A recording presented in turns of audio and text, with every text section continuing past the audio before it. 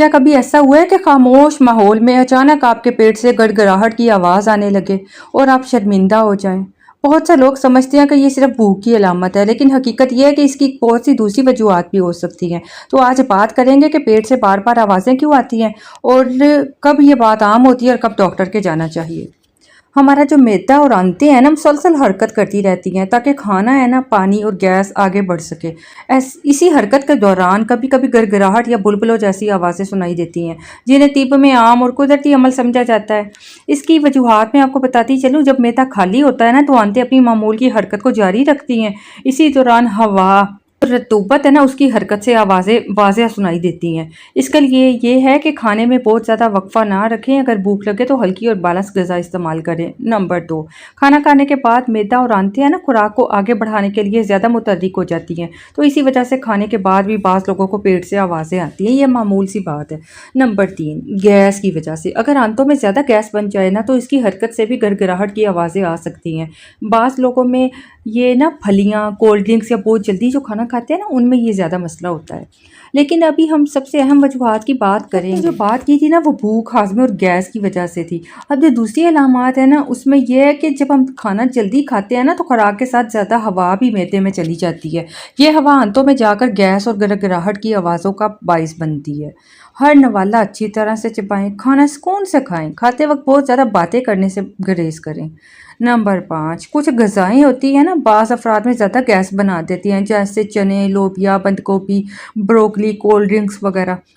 یہ ضروری نہیں ہے کہ ہر شخص میں ایک جیسا اثر ہو۔ اگر آپ محسوس کرتے ہیں کہ کسی خاص غذا کے بعد مسئلہ بڑھتا ہے نا تو اس کو نوٹ کریں اور ڈاکٹر یا ماہر جو غذائیت نیوٹریشن سے رابطہ کریں۔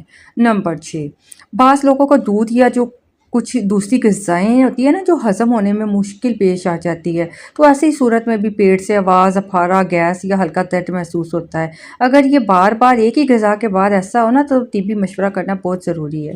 اب ہم بات کرتے ہیں کچھ گھریلو ٹپس کی۔ اس میں ہے کہ کھانا آپ نے مقررہ وقت پر کھانے کی کوشش کرنی ہے، بہت دیر تک بھوکا نہیں رہنا، اور ایک ہی وقت میں بہت زیادہ کھانا بھی نہیں کھانا۔ بعض لوگوں میں اس وجہ سے پیٹ کی آوازیں زیادہ ہوتی ہیں۔ نمبر 2، دن بھر آپ نے مناسب مقدار میں پانی پینا ہے، جتنا پانی ہماری باڈی کے لیے ریکوائر ہوتا ہے۔ تو اچھی ہائیڈریشن نا ہاضمے کے معمول کے عمل کو بہتر بناتی ہے۔ اب سوال یہ ہے کہ پیٹ سے آنے والی ہر آواز عام ہوتی ہے؟ تو اس کا جواب ہے کہ نہیں۔ اگر صرف کبھی کبھار گڑگڑاہٹ ہو نا اور کوئی دوسری علامت نہ ہو تو یہ ہاضمے کا معمول کا حصہ ہوتا ہے۔ لیکن اگر اس کے ساتھ شدید درد ہو یا دوسری کوئی غیر معمولی آپ کو علامت شو ہو تو اسے نظر انداز نہیں کرنا۔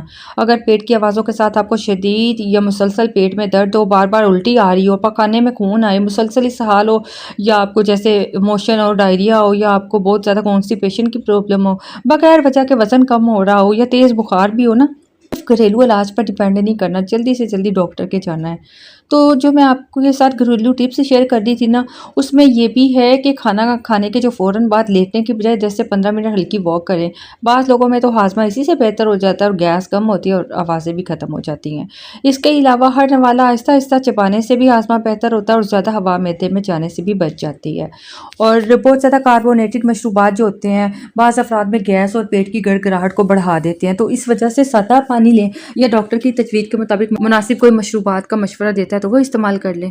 اگر آپ کو بار بار پیٹ کی آوازوں کے ساتھ افارہ ہو، شدید گیس ہو، کچھ غذائیں جو کھانے کے بعد تکلیف ہوتی ہو نا، تو اپنی غذا کا ریکارڈ کریں اور ڈاکٹر سے مشورہ کریں۔ یاد رکھیں پیٹ سے آوازیں آنا اکثر ایک قدرتی عمل ہوتا ہے، لیکن اگر یہ شدید ہو، وزن کم ہو، خون آنے جیسی علامات شو ہوں تو فوراً طبی معائنہ کروائیں۔